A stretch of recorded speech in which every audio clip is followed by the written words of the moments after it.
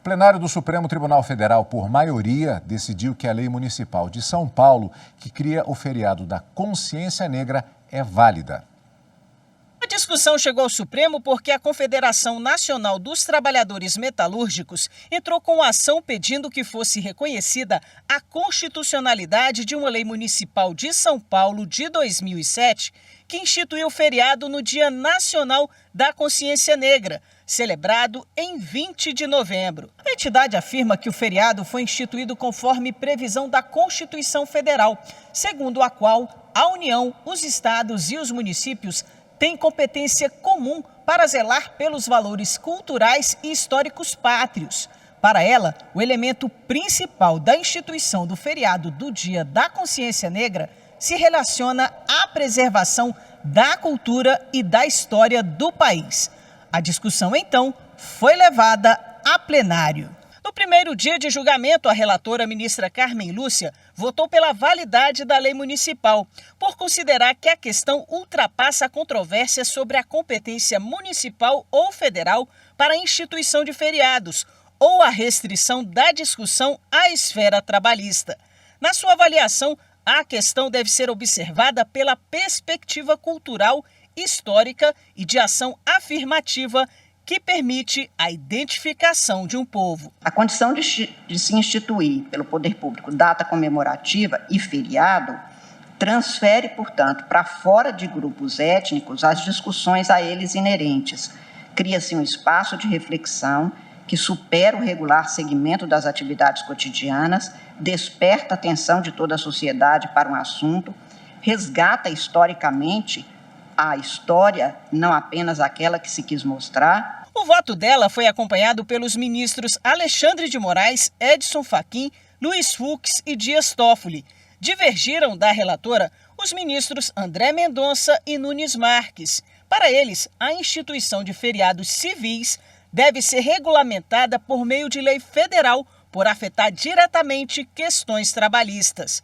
Na retomada do julgamento, os ministros Luiz Roberto Barroso, Ricardo Lewandowski, Gilmar Mendes e Rosa Weber seguiram o entendimento da relatora. Eu considero muito importante, presidente, que é o imperativo de se criarem símbolos de sucesso negros, símbolos de sucesso de origem africana, que sirvam de motivação e de inspiração para o imenso percentual de pessoas que assumem e que se identificam com essa formação étnica, assim digamos.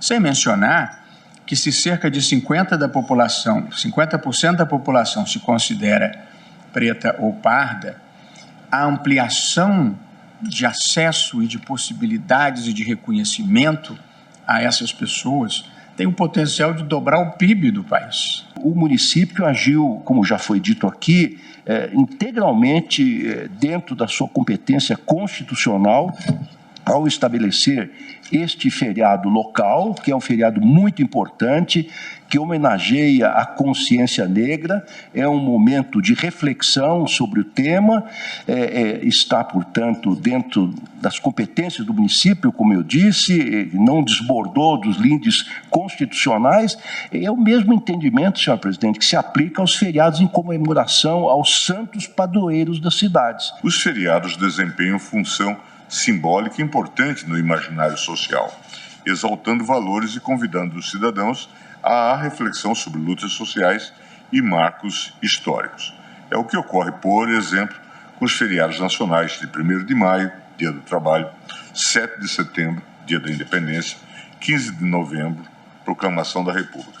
Não se trata apenas da suspensão da jornada de trabalho, mas sim da promoção de valores essenciais à convivência cívica e ao Estado democrático de direito. O Dia Nacional da Consciência Negra representa a construção de uma virada histórica, com foco não no aspecto negativo, referente ao regime escravocrata, que macula o passado brasileiro, mas sim no traço positivo referente à liberdade, inclusive religiosa, à força, à liderança, à resistência, à resiliência, a cultura e a superação das adversidades que foram duramente impingidas aos negros, características que atravessam a negritude brasileira a ser veementemente celebrada em todo o território. O plenário, por maioria, decidiu que a lei municipal que criou o feriado da consciência negra é válida.